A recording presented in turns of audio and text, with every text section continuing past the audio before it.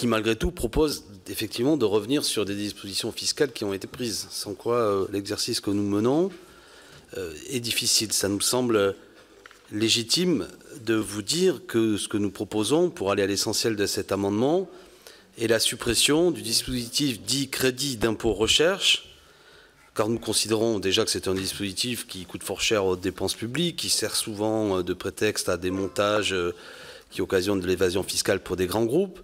Mais si nous le réinjections aujourd'hui dans notamment au profit d'un plan d'urgence hôpital, nous pourrions ainsi mobiliser 6 milliards d'euros et ainsi nous engager dans notamment l'ouverture de lits supplémentaires, l'achat de tests de dépistage dont nous venons de parler, sans doute de fournir aux patients du matériel médical supplémentaire.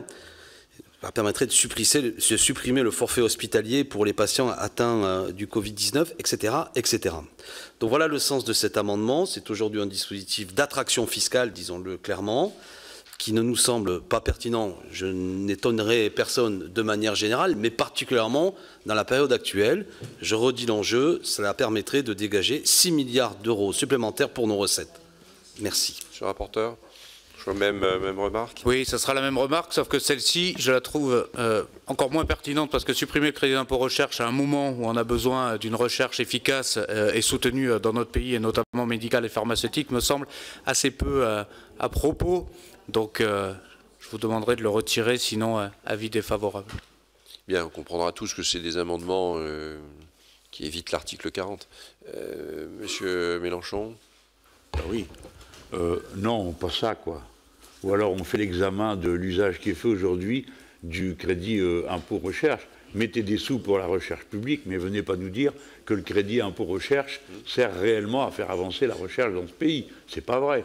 C'est une arnaque que toutes sortes d'entreprises, y compris financières, utilisent. Ce n'est pas sérieux. Bon. C'est pas là qu'est la recherche qui correspond au coronavirus. Je vous propose de ne pas ouvrir un débat sur tous les impôts de la France, parce que le CIR, on a eu beaucoup de débats durant le dernier PLF. Je comprends votre position et votre position, je la respecte, mais on ne va pas ouvrir le débat sur le CIR. Alors, votre objectif n'est pas d'ailleurs de supprimer le CIR, votre objectif est de dégager de l'argent pour pouvoir, dans l'exposé des motifs, indiquer qu'il faut verser de l'argent à l'hôpital, ce que je peux comprendre, c'est que ça a un sens.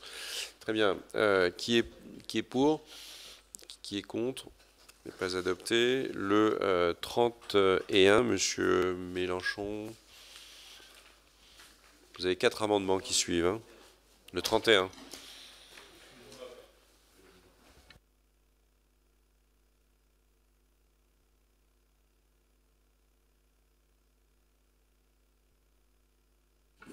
Il s'agit de modifier un dispositif bien connu. On propose d'augmenter le taux de la taxe sur les transactions financières à 0,5%, comme cela est recommandé par de nombreuses associations, Oxfam, Coalition Plus, etc. Et ce n'est pas une mesure à caractère si ébouriffante que ça, puisque ce sont les taux des partenaires britanniques qui ne sont pas quand même un rassemblement de communistes. Et cela apporterait 1 milliard pour gager les mesures que nous allons proposer dans l'autre texte de loi, en particulier pour tout ce qui permet de prendre en charge la production de masques et de tests, qui pour nous est une priorité. Monsieur le rapporteur. C'est aussi un avis défavorable, mais là aussi sur le fond, je peux tout à fait le motiver. Je pense que vous ciblez, même si j'ai bien compris que c'était pour contourner l'article 40, je comprends bien la procédure, mais c'est assez ironique à nouveau, augmenter la TTF prendrait le risque de provoquer une crise de liquidité justement à un moment clé où nos entreprises, notamment cotées, ont besoin de liquidité pour survivre à la crise.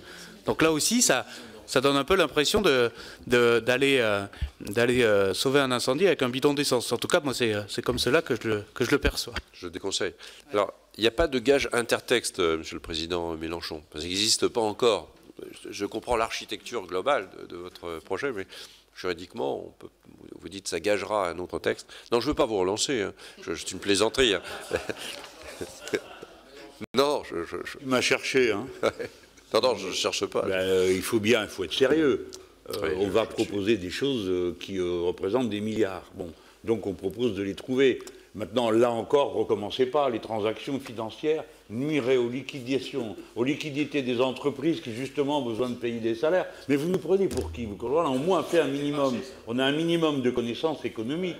Ne nous dites pas que ce sont les liquidités que nous voulons taxer, c'est-à-dire les transactions financières qui vont ralentir le fonctionnement de l'économie au moment où on s'apprête à y mettre des milliards depuis la Banque centrale européenne. Ce que vous ne voulez pas, c'est que de l'argent passe, de l'argent public devienne de l'argent de la dépense publique. Je n'avais pas du tout l'intention de relancer quoi que ce soit, mais je vois que les économistes veulent parler.